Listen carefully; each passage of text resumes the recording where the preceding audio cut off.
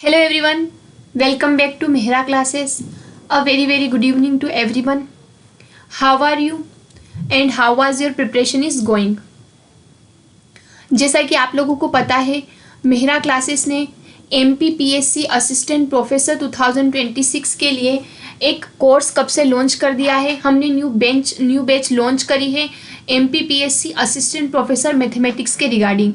तो आपको हमारी बैच में क्या मिलने वाला है, कैसा क्या रहने वाला है, आज के सेशन में हम डिटेल जानने वाले हैं।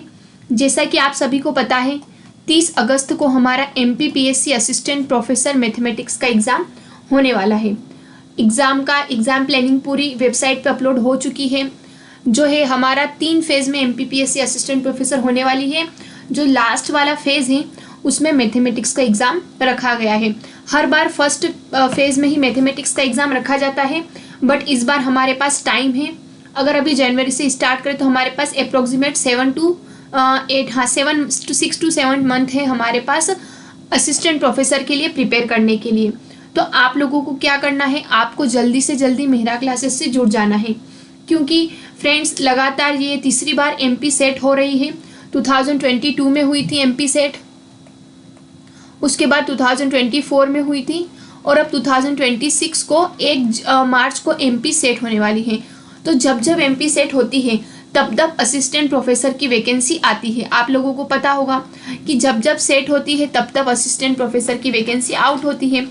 तो 2022 वाले असिस्टेंट प्रोफेसर की वैकेंसी साथ आई थी, जिनके इंटरव्यू ऑलमोस्ट सभी के हो चुके हैं, सभी की ज्वाइनिंग भी आ चुकी है। 24 वाला असिस्टेंट प्रोफेसर जो है मार्च अप्रैल के समथिंग उनका भी जो इंटरव्यू शेड्यूल होने वाले हैं, उनकी रिटर्न एग्जाम हो चुकी है, रिजल्ट ऑलमोस्ट सभी के आउट हो चुके हैं। तो इनके बस इंटरव्यू अब रिमेनिंग है 24 वालों के। और अब आएगी 26 में MPPSC असिस्टेंट प्रोफेसर, जो कि होने वाली है मैथमेटिक्स के लिए 30 अगस्त को। इस बार MPPSC ने एग्ज़ाम को हार्ड बनाने के लिए, या फिर यूँ कहें कि कैंडिडेट जो डिज़र्विंग कैंडिडेट है वही क्वालिफाई करे, बिल्कुल भी किसी तरह की कोई कहीं पर भी कुछ लीकेज ना रह जाए, इसके लिए इस बार MPPSC ने नेगेटिव मार्किंग का जो है सिस्टम रखा गया है। जैसा कि आपको पता है कि असिस्टेंट प्रोफेसर में हर एक करेक्ट क्वेश्चन के लिए 4 मार्क्स होता है, तो अब की बार -1 की नेगेटिव मार्किंग रखी गई है। तो नेगेटिव मार्किंग होने से हम जो गेस करते हैं क्वेश्चन को, जो गेस मेथड लगाते हैं हम, हिट एंड ट्रायल मेथड, वो मेथड अब हम यूज़ नहीं कर पाएंगे, क्योंकि हमें क्या है, नेगेटिव मार्किंग फेस करनी है। तो अब हम क्वेश्चन के आंसर को गेस नहीं कर सकते, इसलिए हमारी प्रिपरेशन अब और भी ज़रूरी हो जाती है। अब और भी ज़रूरी हो जाता है कि हम मल्टीपल टाइम रिवीजन और मल्टीपल टाइम प्रैक्टिस करें, बार अपने आप को इवेल्युएट करें। और सिंस ये लगातार तीसरी बार हो रहा है कि assistant professor back to back आई है और पहली ही बार नेगेटिव मार्किंग भी हुई है, तो एग्ज़ाम आपके लिए नहीं होने वाली है और आगे हम चांस नहीं ले सकते।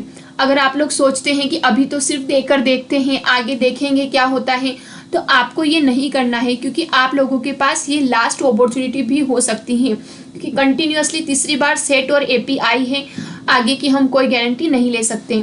तो आपको क्या करना है फ्रेंड्स, आप जैसे कि आप ऑब्वियसली AP दे रहे हैं, तो आप सेट और नेट या क्वालिफाई होंगे, आप PhD होंगे या नेट सेट क्वालिफाई होंगे, तो आप सिलेबस से अच्छी तरह फेमिलियर होंगे। MPPSC असिस्टेंट प्रोफेसर का जो सिलेबस है, सेट और नेट के सिलेबस से लगभग 50 to 60% हम बोल सकते हैं, 60% अबो, 60% प्लस ही लेते हैं, सिलेबस सेम ही होता है। और AP में जो क्वेश्चन के लेवल होते हैं सेट के ही मतलब लगभग आते हैं, या फिर उससे भी कम लेवल के क्वेश्चन पूछे जाते हैं असिस्टेंट प्रोफेसर में। बिल्कुल कोर थ्योरी पूछी जाती है, और कुछ हमारे जो टॉपिक्स होते हैं, जो बचे हुए 30 to 40% जो हमारा सिलेबस है, वो हमारे बैचलर्स को और मास्टर्स को टारगेट करता है। जो हमारे BSc के सब्जेक्ट होते हैं उन्हीं के होते हैं, जैसे कैलकुलस हो गया, डिस्क्रीट मैथमेटिक्स है हमारे पास, वेक्टर एनालिसिस एंड जियोमेट्री है, ये हमारे BSc के टॉपिक हो जाते हैं। फंक्शनल एनालिसिस जो है वो हमारा MSc का टॉपिक हो जाता है। तो उसी के ऊपर हमारा सिलेबस बेस्ड है, मतलब आप सिलेबस से फेमिलियर हैं, आपने एक बार सारा ही सिलेबस पढ़ा हुआ है। तो आपको लास्ट में क्या करना है, आपको अब ज़रूरत है रिवीजन की और बहुत ज़्यादा प्रैक्टिस की।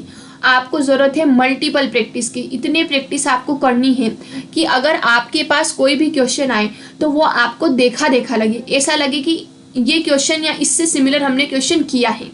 आपको इतने क्वेश्चन प्रैक्टिस करने हैं कि कोई भी क्वेश्चन एग्जाम में आ जाए तो आपको ऐसा लगे कि हाँ, इसका कॉन्सेप्ट मैंने पढ़ा हुआ है। अगर आपको कॉन्सेप्ट जितना टिप्स पे होंगे, जितना क्लियर आपको कॉन्सेप्ट होंगे, उतना ही जल्दी आप आंसर टिक कर पाएंगे और उतना ही आपके चांसेस हो जाएंगे कि आप एक्यूरेट आंसर निकालें। पहले हमारे स्पीड ज़्यादा ज़रूरी थी, अब हमारे पास एक्यूरेसी ज़्यादा ज़रूरी हो जाती है। क्यों? क्योंकि अब हमारे पास है नेगेटिव मार्किंग, तो हमारे लिए एक्यूरेसी बहुत करेक्ट ज़रूरी है कि हम जो आंसर टिक करें वो जल्दी से जल्दी तो करें, साथ ही साथ वो करेक्ट भी होना चाहिए, अदरवाइज हमारे पास है नेगेटिव मार्किंग। तो अब इस रेस में वही आगे रह पाएगा नेगेटिव मार्किंग की वजह से जिसके कॉन्सेप्ट बहुत स्ट्रॉन्ग है। तो आप सब्जेक्ट से तो फेमिलियर हैं, आपको करनी है प्रैक्टिस। तो मल्टीपल प्रैक्टिस के लिए ही हम न्यू बैच लेके आ गए हैं, जिसकी डिटेल्स कुछ इस तरीके से हैं। क्या होने वाला है कोर्स के अंदर हम फटाफट आपको बता देते हैं, है ना। आपको क्या मिलने वाला है? सबसे पहले तो आपको असिस्टेंट प्रोफेसर का रिकॉर्डेड लेक्चर मिलने वाला है। हो सकता है कि आप में से कुछ स्टूडेंट ऐसे हों जिन्होंने कुछ थ्योरी ना पढ़ी हो, किसी का बैचलर्स कोविड में गया हो, किसी का मास्टर्स कोविड में गया हो, या फिर किसी ने इतनी सीरियसली पढ़ाई ना करी हो। तो आपको पूरा का पूरा जितनी भी थ्योरी है सभी की सभी थ्योरी आपको डिटेल में मिलने वाली है। पूरी की पूरी थ्योरी आपको रिकॉर्डेड फॉर्म में मिलने वाली है। ऑल 10 यूनिट्स जो है आपको सारी की सारी 10 यूनिट्स नेहा मैम के 2024 के रिकॉर्डेड लेक्चर मिलने वाले हैं आपको, जिसमें आपको पर यूनिट अच्छे से डिटेल में नोट्स भी प्रोवाइड करे जाएंगे, साथ ही साथ पूरी थ्योरी भी पढ़ाई जाएगी। ये आपको कंप्लीट मिलने वाला है।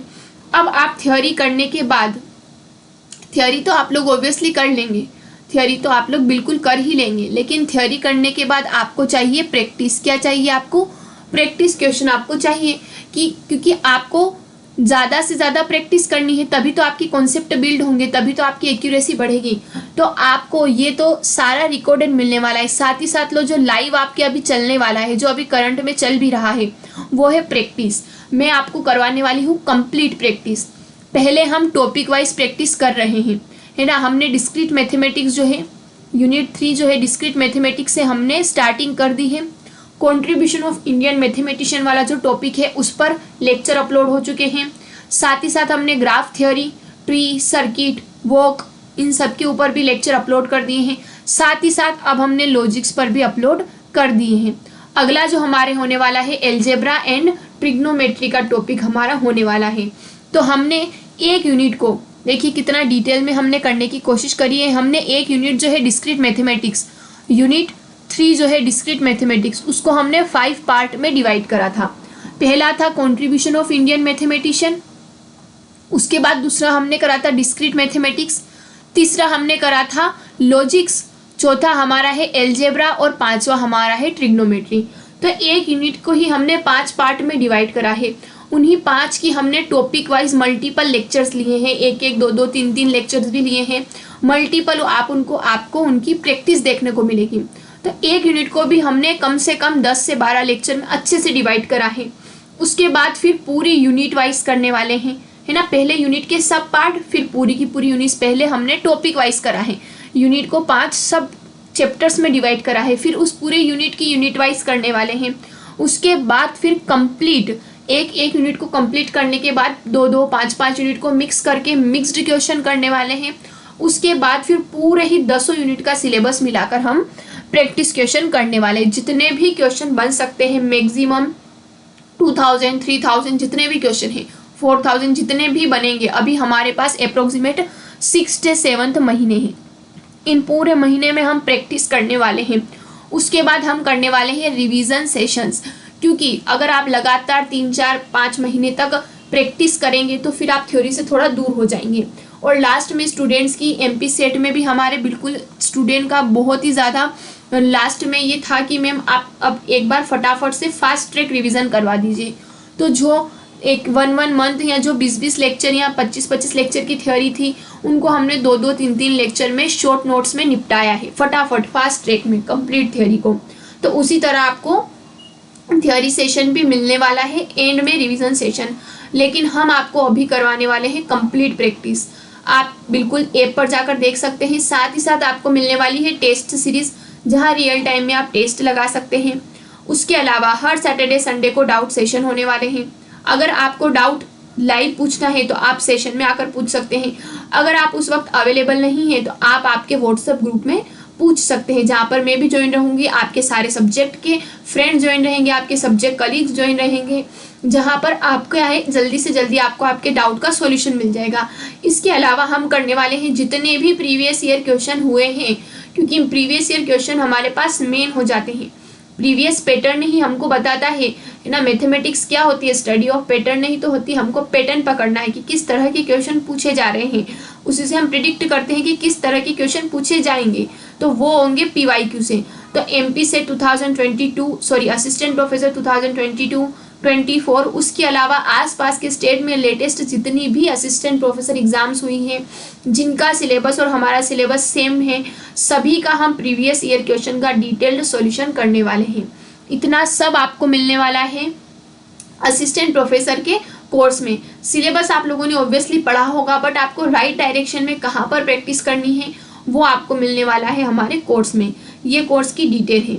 सबसे ज़्यादा आपको मिलने वाला है कॉन्सेप्ट बिल्डिंग। हम सिर्फ क्वेश्चन डूइंग पर ही नहीं है ना, कॉन्सेप्ट बिल्डिंग पर वर्क करेंगे। यानी अगर हमारे पास ABCD 4 ऑप्शन हैं तो हम सिर्फ ये नहीं देखेंगे कि ऑप्शन A करेक्ट क्यों है, हम ये देखेंगे कि C, D और B इनकरेक्ट क्यों है। इससे क्या होगा, एक क्वेश्चन में आपके कम से कम 10 क्वेश्चन की प्रैक्टिस हो जाएगी। A करेक्ट क्यों है उसकी बिहाइंड द थ्योरी तो हमको करनी ही है, वो तो सभी करते हैं, बट ये 3 क्यों इनकरेक्ट है, इसके बिहाइंड की थ्योरी करने से ये होगा कि इन 3 से इंस्पायर्ड होकर अगर कभी भी क्वेश्चन बनेगा तो हम वो भी कर सकते हैं। तो एक क्वेश्चन में आपको 10 क्वेश्चन प्रिपेयर होने वाले हैं। ग्रुप डिस्कशन आपको बिल्कुल मिलने वाला है।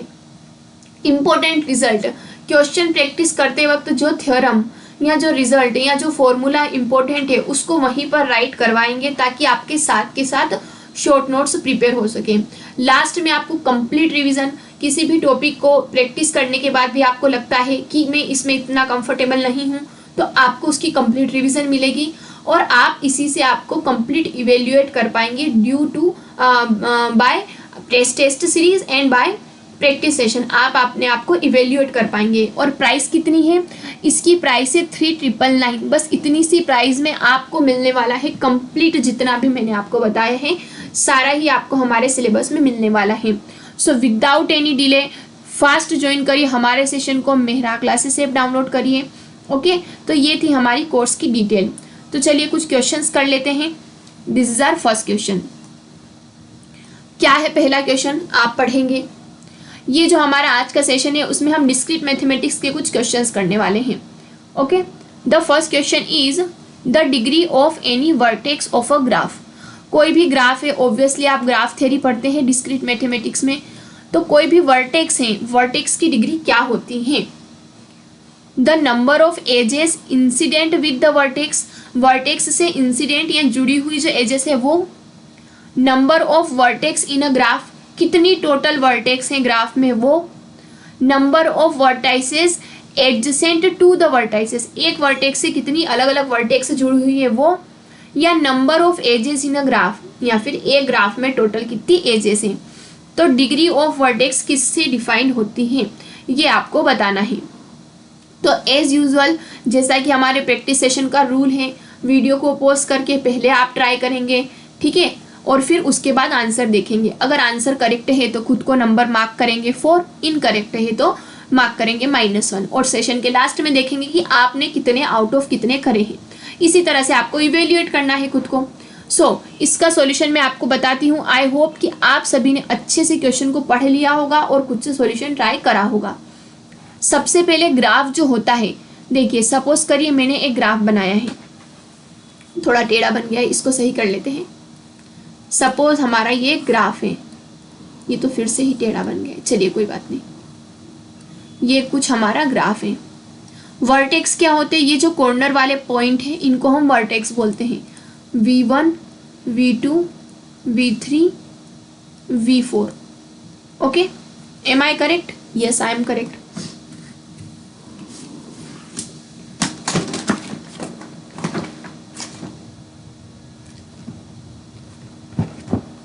ओके, और ये जो बीच वाली लाइन है इनको हम एजेस बोलते हैं, E1, E2, E3, E3 काफ़ी गंदा सा 3 लिख गया है तो E3, E4 और इस तरह से डायगोनल में E5, ऑफ डायगोनल में E6। ओके, ये होता है हमारा ग्राफ। आई होप अगर आप प्रैक्टिस सेशन ग्राफ थ्योरी की कर रहे हैं तो आपने पहले थ्योरी पढ़ी होगी, है ना। तो ग्राफ क्या होता है, ऑर्डर्ड पेयर होता है वर्टाइसेस और एजेस का इस तरीके से, और जो ये कॉर्नर वाले पॉइंट होते हैं इनको बोलते हैं वर्टेक्स या वर्टाइसेस, और ये जो दो पॉइंट को जोड़ने वाली जो लाइन है, जो पाथ है, उसको हम बोलते हैं एजेस। क्या बोला जाता है, एजेस। तो हमें बताना है कि degree of vertex, D for degree और vertex.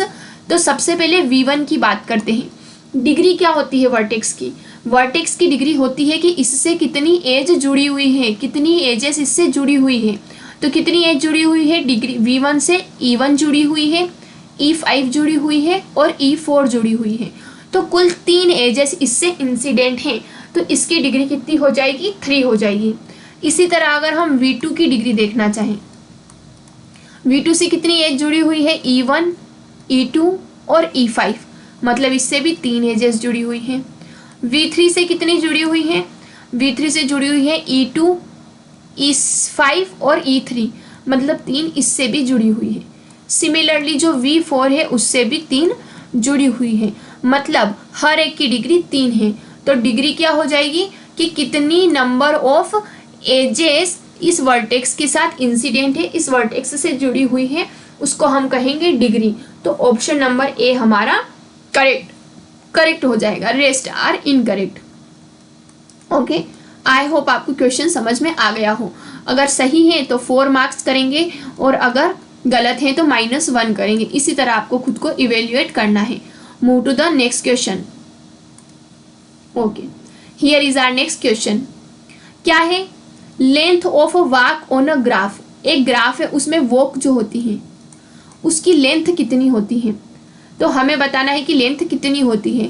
The number of vertex in a walk, है ना, किसी भी वॉक में कितनी वर्टेक्स है वो।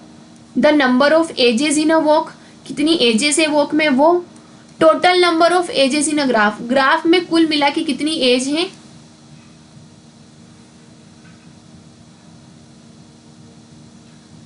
और total number of vertex in a graph, और ग्राफ में कुल कितनी वर्टेक्स हैं। तो इसका करेक्ट आंसर क्या होने वाला है, वीडियो पॉज करके पहले खुद से सोल्व करेंगे। तो आई होप आप लोगों ने सोल्व कर लिया होगा। हम वॉक कर रहे हैं बार बार। वॉक होता क्या है, वॉक जो होता है sequence of edges and vertices. Vertices और एजेस का जो सीक्वेंस होता है उसी को वॉक कहते हैं। वॉक करना समझते हैं ना, आपकी कभी भी किसी भी रास्ते पर निकल पड़ना, है ना, चलते रहना, भले सीधा चलो, टेढ़ा चलो, आड़ा चलो, एक ही रास्ते पर 10 बार चलो, कोई फर्क नहीं पड़ता है, उसी को हम वॉक बोलते हैं। तो अगर मैंने ये ग्राफ बनाया है V1, V2, V3, V4, और इस ग्राफ में एजेस है हमारे पास E1, E2, E3, E4, E5 और E6। तो वॉक क्या है, सीक्वेंस है एजेस और वर्टाइसेस का। यानी कि अगर मैं वॉक इसको कहूँ, वॉक जो है मैंने कुछ इस तरीके से ली है कि मैं V1 से चलना मैंने शुरू करा है। V1 से मैं E1 पर गई हूँ, फिर V2 पे गई हूँ, फिर E2 पे, कुछ इस तरीके से। थोड़ा कलर चेंज कर देते हैं ताकि आपको पता चल जाए। इस तरीके से ये रास्ता मैंने लिया है, ये येलो कलर से जो दिखाया है मैंने वो रास्ता लिया है। V1 से मैं गई हूँ E1, फिर V2, फिर E2, फिर V3 और E5, और मैं वापस V1 पर आ गई। तो ये क्या है, एजेस और वर्टाइसेस का सीक्वेंस ही है, तो वो होती है वॉक। तो ये है वॉक। अब मैं कितना चली हूँ उसको मेजर करना है, लेंथ कितनी है वॉक की। तो वो होती है कि हमने कितनी वर्टेसेस कवर करी हैं, हमने कितनी डिफरेंट वर्टेक्स कवर करी है ना। द नंबर ऑफ कितनी एजेस कवर करी है, द नंबर ऑफ एजेस, हमने कितनी डिफरेंट एजेस कवर करी है, वो होती है वॉक। हमने पहली, दूसरी और तीसरी 3 डिफरेंट एजेस कवर करी है, तो इस वॉक की लेंथ 3 हो जाएगी। अगर मैं E5 की तरफ ना जाकर E3 की तरफ चली जाती, फिर E3 से मैं चली जाती E4, तो इस तरीके से हम 4 एजेस कवर कर लेते। तो नंबर ऑफ एजेस जो होती है वॉक में, वो उसकी लेंथ होती है। और वोक क्या होती हैं? वोक होती हैं sequence of edges and vertices, edge और वर्टाइसेस का सीक्वेंस, है ना, उनको कंबाइन कर दिया जाए तो वो हो जाती है हमारी वोक। आई होप आपको क्वेश्चन क्लियर हो जाएगा, है ना। ग्राफ क्या होता है वो हम देख चुके हैं। ग्राफ जो होता है हमारा, यहाँ मैं बता देती हूँ आपको, what is a graph. So graph is a ordered pair. Graph क्या होता है? ऑर्डर्ड पेयर होता है, ordered pair of vertices and edges, vertices and edges. Edges का ऑर्डर्ड पेयर जो होता है वर्टाइसेस और एजेस का, वो हमारा होता है ग्राफ। और ग्राफ का ही एक सब पार्ट होता है हमारा वोक, है ना। ग्राफ का ही सब पार्ट होता है हमारे पास वोक। क्या होता है? Sequence of edges and vertices. कितनी एज और वर्टाइसेस हम कवर करना चाहते हैं वो हमारी हो जाएगी वोक। और लेंथ क्या हो जाएगी? उस रास्ते के दौरान हमने कितनी एजेस कवर करी है। ओके, आई होप आपको क्लियर होगा। इवेल्युएट करेंगे खुद को, अगर करेक्ट है तो +4, अगर इनकरेक्ट है तो -1। Move to the next question. अगला जो क्वेश्चन है हमारा बुलियन एलजेब्रा, या यूं कहें कि हाँ बुलियन फंक्शन से है हमारा। डिस्क्रीट मैथमेटिक्स में सारे ही पार्ट होते हैं। बुलियन फंक्शन क्या होते हैं? Graph, logics, partial order relation, total order relation, lattice, tree, open walk, circuit, logic gate, है ना, प्रपोजिशंस, ये सारे हैं हमारे डिस्क्रीट मैथमेटिक्स के पार्ट होते हैं। कॉन्ट्रीब्यूशन ऑफ इंडियन मैथमेटिशियन भी इन्होंने इस साल से, मतलब हमारे असिस्टेंट प्रोफेसर के सिलेबस में इंक्लूड किया गया है। तो हमसे पूछा गया है कॉम्प्लीमेंट लो स्टेट दैट। जो हमारा बुलियन एलजेब्रा होता है या बुलियन फंक्शन होता है उसमें अलग अलग तरह के लो होते हैं। तो उनमें से जो कॉम्प्लीमेंट लो होता है वो कौन सा लो होता है? इनमें से ए होता है, बी होता है, सी होता है या डी होता है? तो आपको चेक करना है क्या होता है। अपना आंसर राइट करेंगे वीडियो को पॉज करके। तो आई होप आप लोगों ने कर लिया होगा। जो ऑप्शन ए में लिखा है a+a कॉम्प्लीमेंट बराबर 1 और बी में है a.a कॉम्प्लीमेंट बराबर 0, इन दोनों को ही कॉम्प्लीमेंट लो बोला जाता है।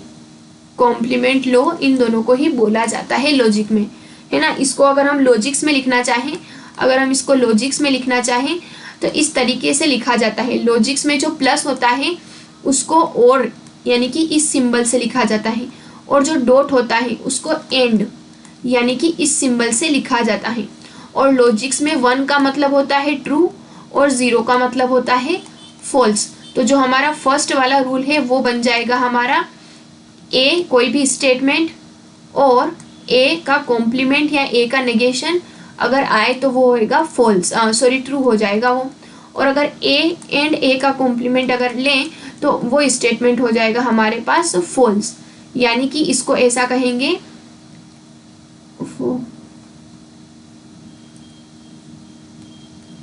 यानी कि इसको हम इस तरीके से पढ़ेंगे कि ए मतलब कोई भी स्टेटमेंट है और ए कॉम्प्लीमेंट का मतलब होता है निगेशन ऑफ ए।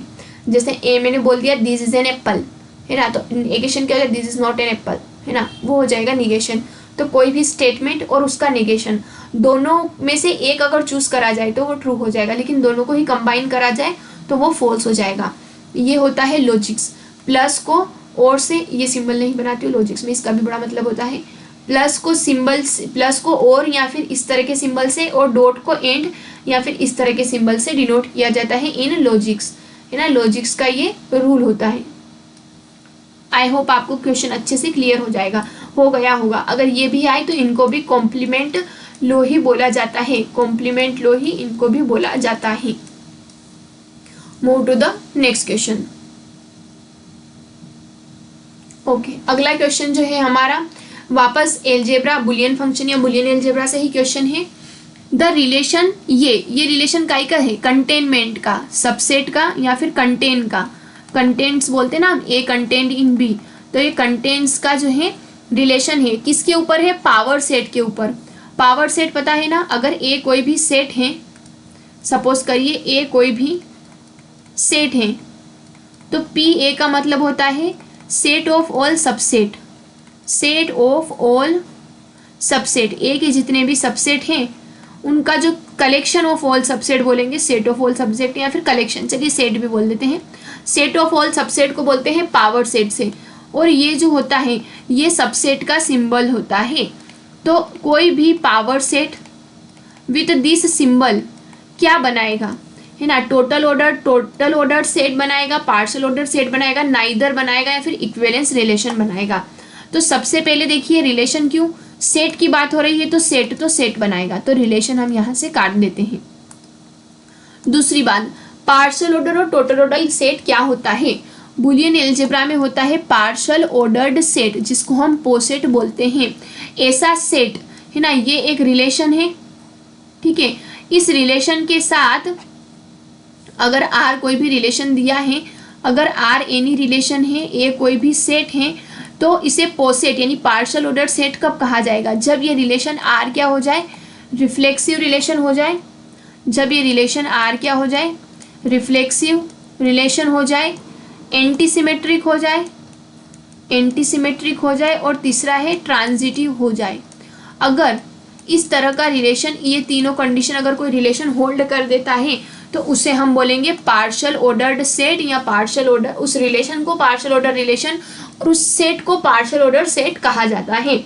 तो हमें देखना है कि इनमें से क्या ट्रू है। टोटल ऑर्डर सेट क्या होता है, टोटल ऑर्डर्ड सेट जो होता है, पेन काफी लेग कर रही है,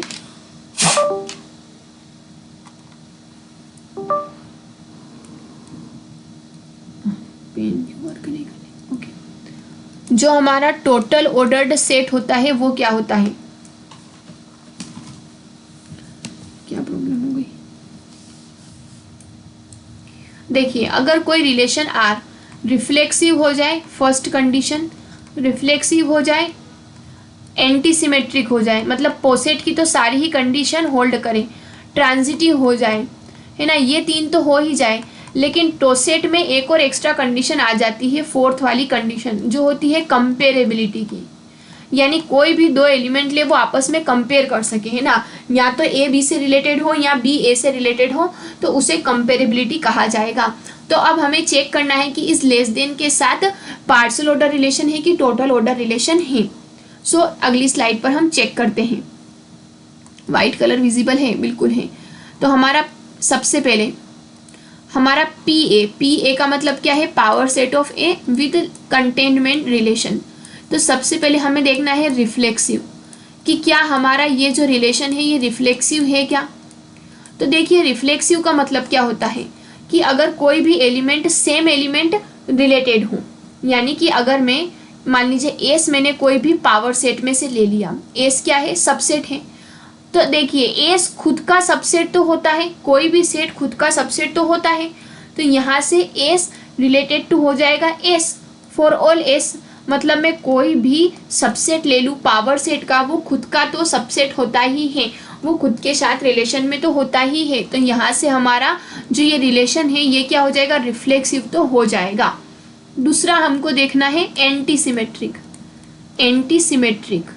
एंटीसिमेट्रिक का मतलब क्या होता है, एंटीसिमेट्रिक की मतलब डेफिनेशन होती है कि अगर ए रिलेटेड है बी से और बी रिलेटेड है ए से, तो ये इम्प्लाई कर दे कि ए इक्वल बी हो जाएगा।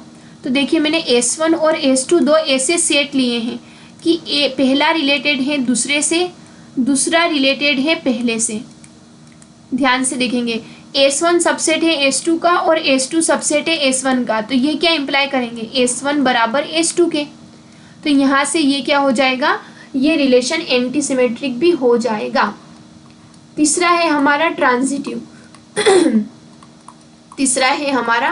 ट्रांजिटिव। ट्रांजिटिव होने का मतलब क्या है, अगर ए का रिलेशन बी से है, बी का रिलेशन सी से है, तो वो इम्प्लाई करे कि ए का रिलेशन सी से है। तो यहाँ से मैंने S1, S2 और S3 तीन सबसेट ले लिए। किस तरीके से, S1 सबसेट है S2 का, S2 सबसेट है S3 का। तो यहाँ से क्या इम्प्लाई हो जाएगा, S1 सबसेट है S2 का, सबसेट है S3 का, मतलब S1 सबसेट है S3 का। तो यहाँ से S1 रिलेटेड हो जाएगा S3 से, मतलब हमारा रिलेशन ट्रांजिटिव भी है। तो रिफ्लेक्सिव भी है, एंटीसिमेट्रिक भी है और ट्रांजिटिव भी है, मतलब पार्शियल ऑर्डर सेट तो ये बन जाएगा। पर क्या ये टोसेट बनेगा, मतलब टोटल ऑर्डर्ड सेट बनेगा ये, बताएं। तो यानी कि कंपेरेबिलिटी होनी चाहिए, मतलब मैं कोई भी दो सबसेट इसमें से उठाऊं, या तो पहला दूसरे में कंटेन करे या दूसरा पहले में कंटेन करे, ऐसा होना चाहिए। क्या ऐसा होना जरूरी है? नहीं। फॉर एग्जाम्पल आप लीजिए, मैंने ए को लिया है, ए बी सी, तो इसके पावर सेट में क्या बनने वाले हैं, सिर्फ ए और बी लेते हैं, ज़्यादा बड़ा पावर सेट हम नहीं बनाते हैं। इसके पावर सेट में क्या आने वाले, एक तो 5 आने वाला है, एक ए आने वाला है, एक बी आने वाला है और एक ई आने वाला है। ये 4 ही सबसेट बनेंगे। तो मैं अगर इसको S1 लूँ और इसको S2 लूँ, तो क्या S1 कंटेंट है S2 के अंदर, या फिर S2 कंटेंट है S1 के अंदर? नहीं, ना ये कंडीशन ट्रू है ना ये कंडीशन, मतलब मुझे दो ऐसे एलिमेंट मिल गए हैं जो आपस में कंपेरेबल, आपस में रिलेशन में ही नहीं है ना, ना ए बी से रिलेटेड है ना बी ए से रिलेटेड है। तो ऐसी कंडीशन में ये जो है कंपेरेबल प्रॉपर्टी कैंसिल हो जाती है। तो यहाँ से टोटल ऑर्डर्ड सेट तो नहीं बन पाता है, सिर्फ और सिर्फ पार्शियल ऑर्डर्ड सेट ही बन जाता है। तो ऑप्शन नंबर बी हमारा करेक्ट हो जाएगा, रेस्ट हमारे इनकरेक्ट हो जाएंगे। आई होप आपको अच्छे से समझ में आ गया होगा। Move to the next question. अगला क्वेश्चन हमसे पूछा गया है कि अगला जो है कंट्रीब्यूशन ऑफ इंडियन मैथमेटिशियन, जिसमें हमको कुछ एंशियंट इंडियन मैथमेटिक्स हैं दिए गए हैं, जैसे माधवन हो गए, बोधायन हो गए, वराहमिहिर हो गए, श्रीधराचार्य, भास्कराचार्य, आर्यभट्ट, श्रीनिवास रामानुजन, स्वामी भारती कृष्ण तीर्थ। तो इन सभी के ऊपर detailed theory with detailed practice, जितने भी पॉसिबल क्वेश्चन बन सकते हैं सारे ही मैंने करवाए हैं। उन्हीं में से एक क्वेश्चन आज हम लेके आए हैं। The Kerala school of astronomy mathematician, the Kerala school of mathematician who contribute to infinite series for pi, मतलब ऐसे मैथमेटिशियन जिन्होंने पाई की इनफाइनाइट सीरीज भी दी है और केरला स्कूल ऑफ मैथमेटिक्स जो है वो भी उन्होंने बनाया है या फिर उसमें उनका मेजर रोल है। कौन है वो मैथमेटिशियन? वराहमिहिर, माधव ऑफ संगम ग्राम, भास्कराचार्य प्रथम या बोधायन द्वितीय। तो जिन्होंने मेरी प्रैक्टिस क्लास देखी होगी वो आंख बंद करके इसका आंसर बता देंगे कि option number yes yes yes, option number B is the correct answer, है ना। जिन्होंने मेरी प्रैक्टिस क्लास देखी होगी वो आंख बंद करके बता देंगे कि माधवन है। हमने इतना डिटेल में हर मैथमेटिशियन को पढ़ा है, उनके बर्थ से लेकर उनका लिविंग कहाँ तक था, किस टाइम पीरियड के थे, किसके वो समकालीन थे, मतलब जब वो इंडिया में थे तब यूरोप में कोई उनका वर्क तो नहीं कर रहा था, है ना, एशिया में कोई उनका वर्क तो नहीं कर रहा था, उनके सिमिलर कौन से मैथमेटिशियन थे, अमेरिकन मैथमेटिशियन हो चाहे, और उन्होंने क्या क्या कॉन्ट्रीब्यूशन किया है सिवाय मैथमेटिक्स के और कहाँ कहाँ किया है, कौन कौन सी बुक्स उन्होंने लिखी है, और उनकी जो है डेथ क्या हुई है, और उनके ऊपर अगर कोई आगे फ्यूचर में कुछ किया गया है, जैसे आर्यभट्ट के नाम पर आर्यभट्ट के उपग्रह छोड़ा गया था, है ना, इस तरीके से। तो सारी ही हमने डिटेल करी है। तो इसका करेक्ट आंसर है माधवन, या माधवन भी बोला जाता है, संगम ग्राम के माधवन, है ना, वो संगम ग्राम उनके गांव का नाम था, वहां के रहने वाले थे, एंशियंट इंडियन मैथमेटिशियन थे, है ना। माधवन जो थे एंशियंट इंडियन मैथमेटिशियन थे। केरला में जो है इन्होंने केरला में केरला स्कूल ऑफ जो मैथमेटिक्स है ये उन्होंने बनाया था। वर्क क्या था? पाई के लिए इन्होंने इनफाइनाइट सीरीज दी थी, पाई के लिए इन्होंने एक अनोखी इनफाइनाइट सीरीज दी थी, और इनका मेन वर्क जो था वो था कैलकुलस को डेवलप्ड। जब माधवन ने कैलकुलस पर वर्क कर लिया उसके कई 300-400 साल बाद, 300-400 वर्ष बाद जो है फादर ऑफ कैलकुलस जिसको हम बोलते हैं न्यूटन,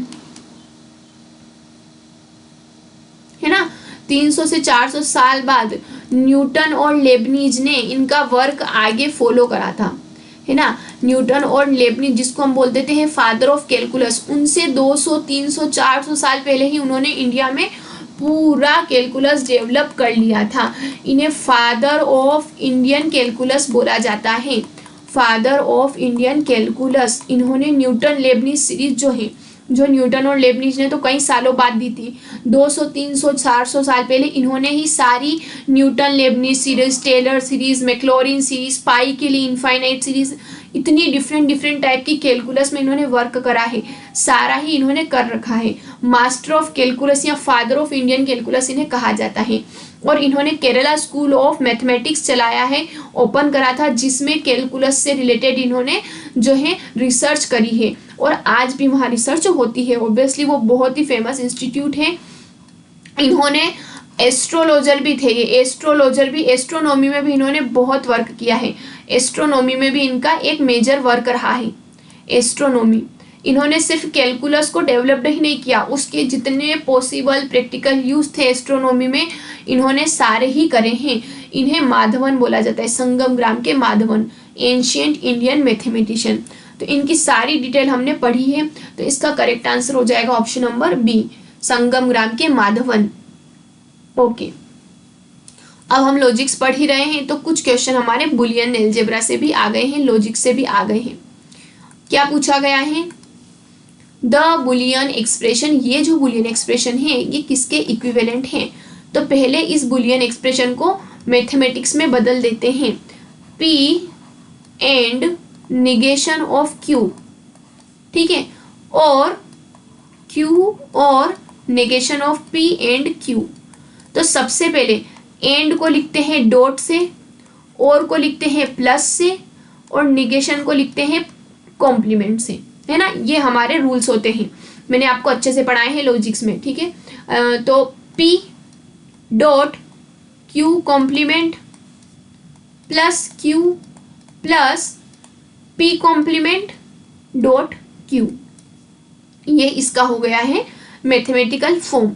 तो देखेंगे P dot Q complement plus Q plus P complement dot Q। यहाँ से हम क्या करेंगे, इन दोनों में से Q को बाहर निकालेंगे, P डॉट Q कॉम्प्लीमेंट ऐसा ही, Q को बैक साइड में बाहर निकालेंगे, तो ये हो जाएगा इस तरीके से, Q को हमने कॉमन निकाला है। अब हमने एक प्रॉपर्टी पढ़ी है कि प्रॉपर्टी का नाम है, जो हमने कल के ही सेशन में पढ़ी थी, डोमिनेटिंग प्रॉपर्टी। डोमिनेटिंग प्रॉपर्टी क्या है? अगर 1 को किसी में प्लस करा जाए तो बदले में 1 आ जाता है। क्या आ जाता है? 1 आ जाता है। इसको बोलते हैं डोमिनेटिंग प्रॉपर्टी, क्योंकि 1 क्या होती है? आइडेंटिटी होती है। ये हो गई डोमिनेटिंग प्रॉपर्टी। सेकेंड ये होती है कि अगर 1 में किसी का डॉट करा जाए तो आइडेंटिटी प्रॉपर्टी है कि फर्क नहीं पड़ता है। तो यहाँ से जो हमारी आ जाएगी वो आ जाएगी हमारी Q आ जाएगा। Am I correct? कुछ गलत तो नहीं करा मैंने? PQ plus 1 dot, okay. अब यहाँ से जो है हमारी, यहाँ से थोड़ा गलत हो गया है I think, P and Q and negation of P and Q, तो dot Q complement, okay, plus plus Q complement dot Q, ये भी सही है। PQ भी है हमारा, अभी तक तो सारा सही है। हम Q कॉम्प्लीमेंट को जो करते हैं बाहर, तो आई थिंक हमने डॉट में बाहर निकाला है, अंदर प्लस में बचा है, बिल्कुल डोमिनेटिंग प्रॉपर्टी है। यहाँ से ये हमारा जो हो जाएगा, अब हमें देखना है किसके इक्विवेलेंट है, मतलब किसका आंसर हमारे पास बदले में ये आता है। तो यहाँ से आई थिंक मैंने जो कुछ करा है वो इस तरीके से होना चाहिए था। यहाँ से हम एक काम करते हैं, Q plus P dash Q जो है, Q को डॉट में हमने बाहर निकाला था,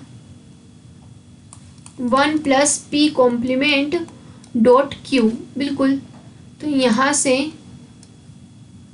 डोमिनेटिंग प्रॉपर्टी होती है 1 प्लस P डैश P, एक minute,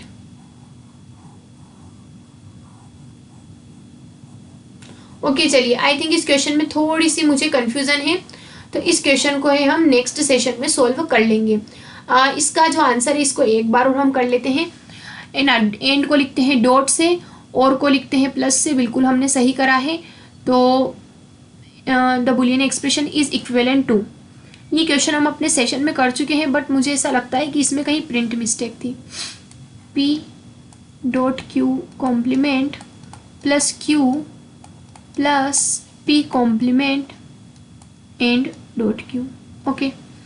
P dot Q complement पास में, और P complement dot Q plus Q okay, अब इन दोनों में से p dot Q complement plus p dash 1 dot Q, obviously p dot Q complement plus dominating property है 1 डॉट क्यू। ओके, अब हम क्या करेंगे,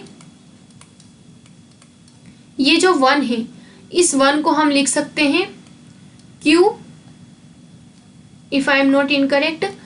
अगर किसी में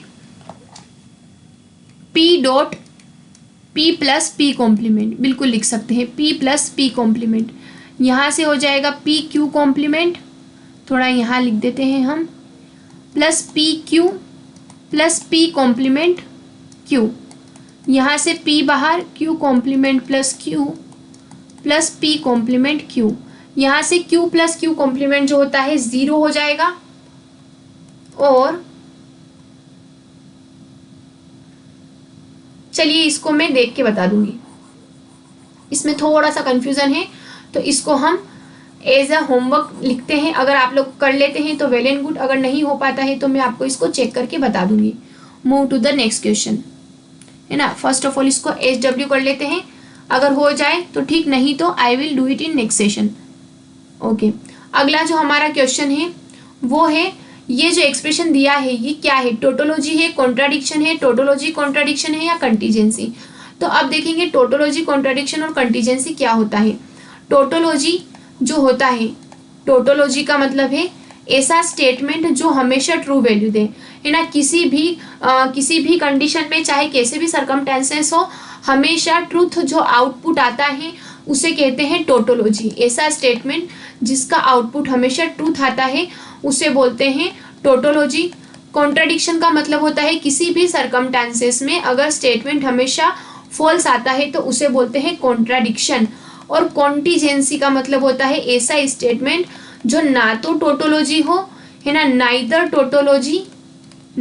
टोटोलॉजी नॉर कॉन्ट्राडिक्शन, ना ही ट्रू हो ना ही फॉल्स हो, उसे हम बोलते हैं कंटीजेंसी। इसके अलावा कुछ और आंसर आ जाए तो जो हमारा एक्सप्रेशन है P and negation of Q and negation of P and Q, इसको हम सिंबल्स में बदलेंगे P dot Q dash dot P dash Q। तो इसको हम करने वाले हैं P Q dash P dash और Q। कम्यूटेटिव प्रॉपर्टी होती है P P dash Q Q dash. तो अब हमारे पास एक लॉ होता है कॉम्प्लीमेंट लॉ कि अगर किसी नंबर में, किसी स्टेटमेंट में उसकी कॉम्प्लीमेंट से मल्टीप्लाई किया जाए तो आउटपुट हमें 0 मिलता है। तो यहाँ से 0 को जो लॉजिकली इक्विवेलेंट होता है फॉल्स के, तो हमें फॉल्स मिला है। तो जो स्टेटमेंट हमेशा फॉल्स हो उसे कॉन्ट्राडिक्शन बोला जाता है। तो कॉन्ट्राडिक्शन इसका आंसर आएगा, option number B is the correct answer. Okay, I hope आप लोगों से हो गया होगा। So everyone, I think that's all for today's session. Main हमारा पर्पस था कोर्स से इंट्रोड्यूस करवाना, वो भी आपने देख लिया है। आप लोगों के पास ये गोल्डन अपॉर्चुनिटी है। जैसा कि मैं हर बार अपने सेशन में कहती हूँ, ये आपके पास गोल्डन अपॉर्चुनिटी होने वाली है ईयर 2026, क्योंकि आप में से बहुत से एस्पिरेंट्स ऐसे होंगे जिन्होंने 2024 दिया होगा पर नहीं हो पाया होगा, या फिर जो ऐसे होंगे जो सेट 2026 में अपेयर होने वाले होंगे, जो कि हमारा 1 मार्च को होने वाला है। उनके लिए तो ये गोल्डन चांस है। जो सेट में अपेयर हो रहे हैं, सामने ही आपको अपना क्लियर टारगेट दिख रहा है, या फिर जो ऐसे जो 2024 में किसी कारण से नहीं हो पाए, सोचा होगा कि चलिए देख के देखते हैं आगे क्या होगा, तो उनके लिए एक बहुत ही बड़ी अपॉर्चुनिटी होने वाली है। कंटिन्यूअसली 3 टाइम जो है सेट और एपी निकली है, तो आगे हम प्रिडिक्ट नहीं कर पाएंगे कि होगी कि नहीं, तो इसी को लास्ट चांस मानेंगे और अपना फुल ट्राई करेंगे। फटाफट से कोर्स ज्वाइन कर लीजिए अगर आप लोगों ने नहीं किया है। कंप्लीट प्रैक्टिस आपको मिलने वाली है। मेरे साथ क्वालिफाई करेंगे assistant professor. Thank you everyone and have a happy learning.